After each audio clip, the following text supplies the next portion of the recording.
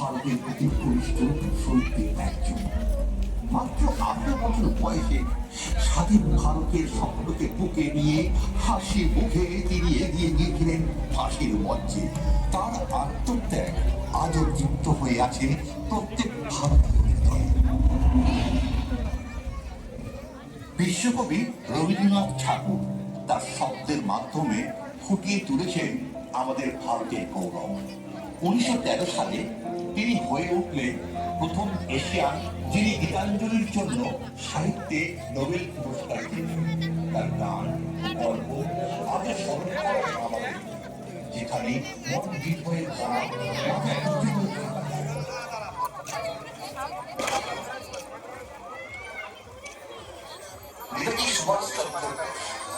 বাংলার বিরুদ্ধে সন্তান বিশ্বাস করতেন স্বাধীনতার যে পাওয়া যায় না, ছিনিয়ে নিতে হবে। সাহসের সঙ্গে তিনি গড়ে তুললেন ইন্ডিয়ান ন্যাশনাল আর্মি INA। তার এই এক ডাকেই সৈন্যরা একত্রিত হয়েছিল। তোমরা আমায় রক্ত দাও, আমি তোমাদের স্বাধীনতা দেব। স্বাধীন ভারতের তার স্বপ্ন ও ভারতকে তার বীরত্ব দিয়েছে। তাদের উত্তরাধিকার আজও আমাদের পথ দেখায়। চিন্তা করতে, লড়াই করতে, উদীয়মান করতে।